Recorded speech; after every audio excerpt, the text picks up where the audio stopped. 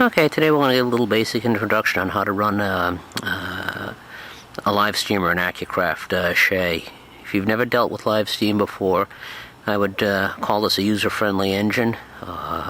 Very easy to steam, and easy engine for a novice to get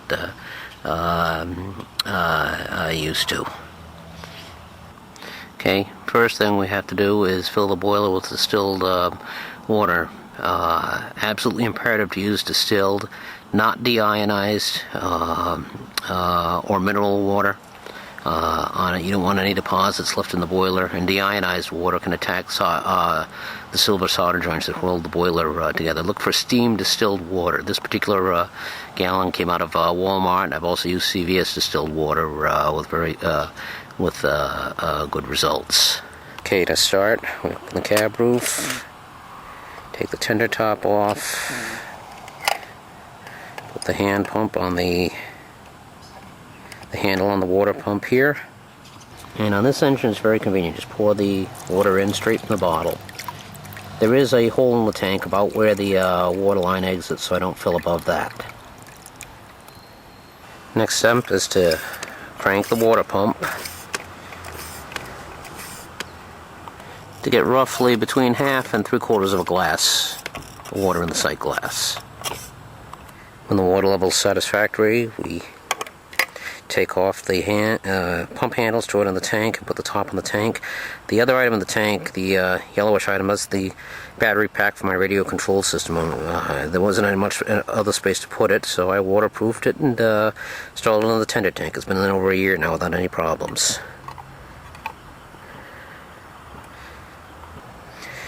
Next step is to fill the displacement lubricator, which is the item with the T-shaped handle there with steam oil. The first thing we do, since we'd already been running the engine, make sure the blowdown valve is closed. It doesn't take much, just very gentle. And we unscrew the top from the lubricator.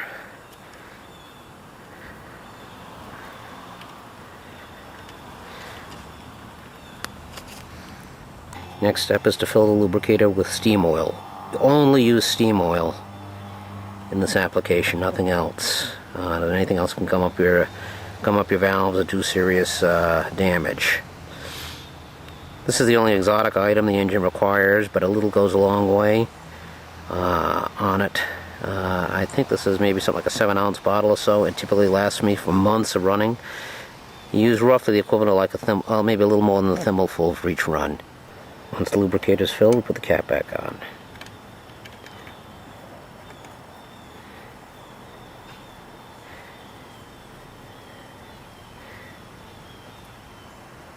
Next, I make sure both the throttle and the gas burner valves are closed. This particular Shay has been modified for radio control on a RC servo, mounted on a little bracket just to the right of where the engineer is there. Replace the manual reverse lever. This is my own conversion here on it. And the engine has also been retimed for inside versus outside emission to get better performance in the forward direction. So what would normally be the reverse direction on this engine is forward. At any rate, at this point, the engine's in neutral. Next step is to fuel up. Okay, here's our fuel filler valve. This might be a little difficult for me to tape and do at the same time, but basically the fuel can is going to go on the nipple there, and we fill it till it blows back. I'm going to put the camcorder down, try to see if we can catch this from the side while I do it. I really need both hands to do it.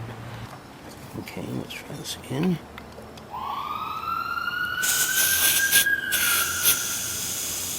You hear the gas transferring.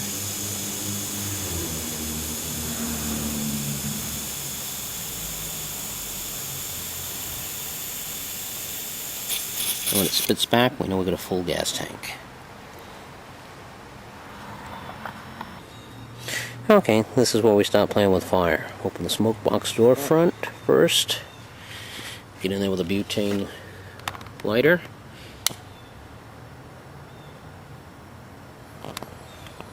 We don't want we don't want the fire burning in the smoke box. It's going to be burning back down towards where the firebox would be on a full-size steam locomotive. This is pretty close to what we should be seeing. I usually watch the fire for a few seconds, try to make sure it doesn't go out, and I start a stopwatch too to give me an idea how long it's going to take both to get steam up and how long my overall run time is going to be.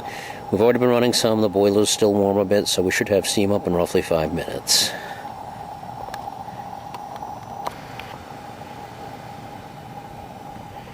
Okay, and once the fire's lit, we'll also close the smoke box door. Next step is to get the engine valve gear fully oiled up. Use 3-in-1 or similar other light oil. I've got some 3-in-1 here in a long spotted oil can, which makes it a little easier to get in at the valve gear.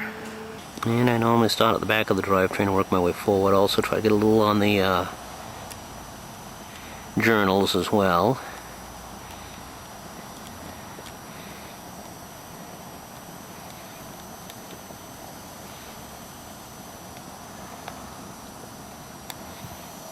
Make sure to get the U-joints, although in this particular engine the lubricator drains straight onto one of the U-joints. That one's pretty well lubricated. The valve gear, the crankshaft.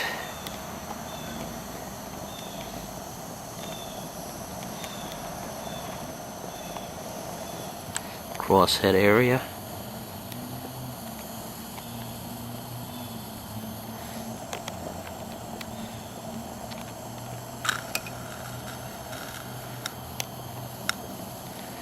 Yeah, the steam's starting to build a bit while we're doing this. The sliding and universal joints. Crown gears especially.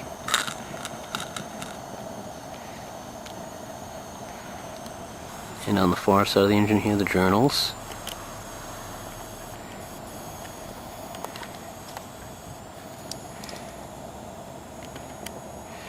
Just a drop basically is about all that's needed on each one. Okay, next step is waiting for pressure to build. We're up to about 20 psi already. Blow off pressure is about 50 psi. You can close the cab roof at this point. Okay, pressure's up to about 40 psi or so, which is about normal operating pressure. We're starting to see a little bubbling around the pop valve at this point. And there she blows. Full head of steam.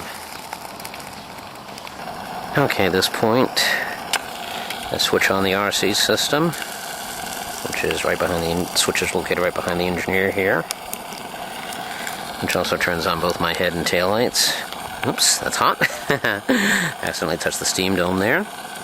And open the throttle valve. The way I got my engine controlled, moving the reverse lever also controls the speed. Now we get the water cleared out of the cylinders.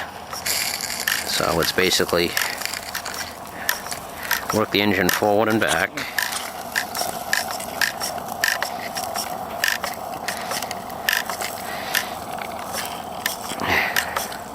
We're getting a hydraulic lock from water in the cylinders. Until this is cleared out, we won't run.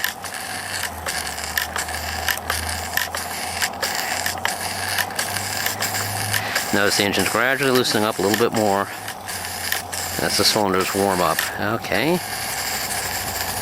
And at this point, we can back down onto our train.